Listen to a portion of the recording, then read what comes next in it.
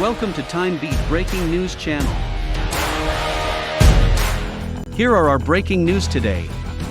1. Canada pledged to fund childcare and COVID-19 relief through a stimulus budget. 2. Grand Old Party on its way back to the 2022 re-election. Canada pledged to fund childcare and COVID-19 relief through a stimulus budget. On Monday, the Finance Minister, Chrystia Freeland, framed the ambitious spending program as both necessary to combat the disastrous economic wounds of the coronavirus pandemic and an opportunity to build a more equitable society. The pandemic forced the government to spend heavily to avoid an economic crisis. Childcare and COVID-19 relief have been put at the heart of the country's first pandemic budget.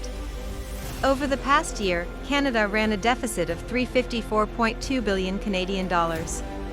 In the next year, the Liberals plan to reduce that figure to $154.7 billion Canadian dollars and $30.7 billion Canadian dollars by 2025.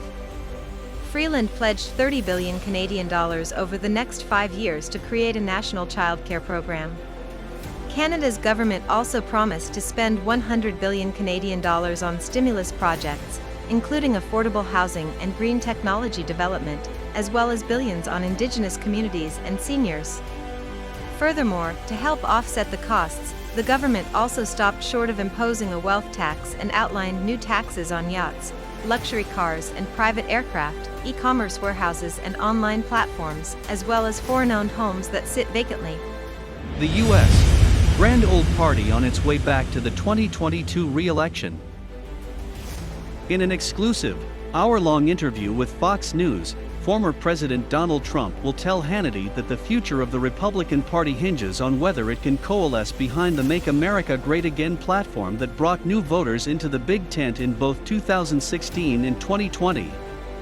Trump told to the host Sean Hannity that there were aspects of the 2020 presidential election that showed marked improvement for the GOP, outside of their typical constituencies. Hannity asked Trump if the best path to victory is indeed through candidates running on the conservative platform he touted in 2016, and Trump wisely responded. In that regard, the former president also told Hannity that he spoke with Texas Republican Governor Greg Abbott after noting that the GOP has increased the counting of Hispanic voters, especially in parliamentary districts along the southern border. Trump said of Texas, "To get win and big win, you must do it, you must do it." In the 2020 election, the Texas electoral map along the border with Mexico remained unchanged. However, observers pointed to data in a number of individual races that reflect improvements Trump discussed with Abbott Hispanic community support.